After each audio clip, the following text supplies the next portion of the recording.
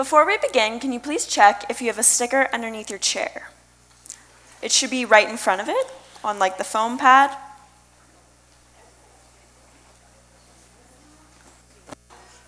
If you have a sticker underneath your chair, can you please stand up?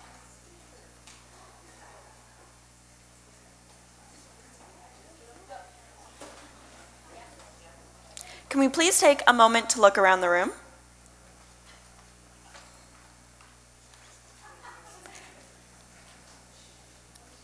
The people standing up think they've won a prize, but in reality, it's the number of suicides that could happen per day because of cyberbullying. Thank you. You may sit down. On average, one person in the US in 2014, in an hour and 45 minutes, chooses to take their life. Our school is made up of 6 hours and 45 minutes, so almost 4 people chooses to take their life while we're at school.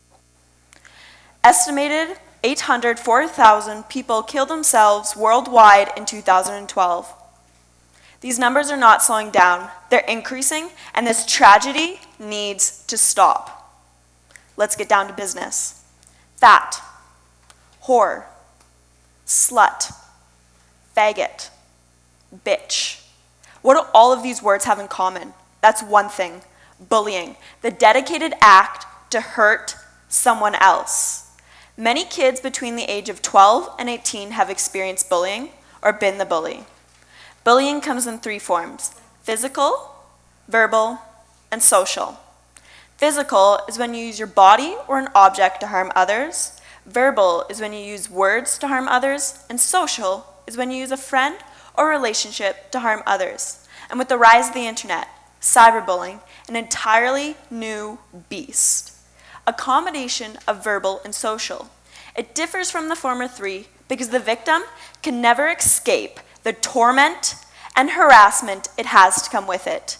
And even worse, cyberbullying does not go away. And on the internet, as we all know, does not let go of its victims. And in the end, the record, often causing the young person to damage their life forever. Imagine waking up every day to the words, "Why are you still here? Why are you so ugly?" Or, "Why haven't you killed yourself yet?" Imagine waking up to all of these messages on all social media platforms, making your life a living hell. I became fascinated by this topic when I came across an article about 2 girls who had chosen to take their life. They went from day after day, month after month of torment and harassment. I looked deeper into this issue and I realized the suicide rates weren't decreasing. They were increasing, and I want to do something about it. So I think today we should come together and fight against cyberbullying. It's so simple. All you gotta do is think twice before you post a horrible message on social media. They say sticks and stones may break my bones, but words are far more deadly. You may think your post is just funny in the moment, but it's different for the victim. You have to realize that what you post now may come back and haunt you in the future. I also believe that if you see cyberbullying happening and you don't do anything about it, you're as much to blame as the bully. And I also believe that if it's happening to you, please don't be afraid to receive help before it's too late. I also believe there's another effective way we can stop cyberbullying. With the help of Trisha Prau, who made a social media program online. And when somebody is about to post something horrible, a message would pop up saying, "Are you sure you want to send this message?" And most people rethought their message. And over half of the people didn't send their message. And I think social media programs can learn from this and also have that message pop up. Because I think the saying, "think before you type," is very important because it can save a lot of lives forever. I also believe we should have a day dedicated to Anti-Bullying Day, where we have guest speakers come in and talk about their experiences. Maybe moms and dads of children who they have lost because of cyberbullying, or victims who were put through the torment and harassment cyberbullying has to come with it.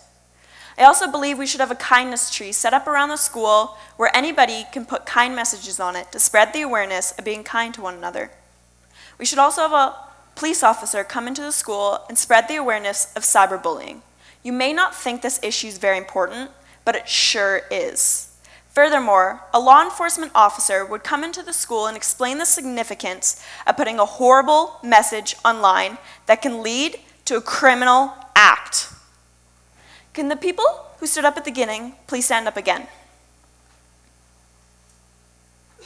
Imagine if you were the parents or friend of the child who is the victim of cyberbullying. Imagine the torment they went through day and night.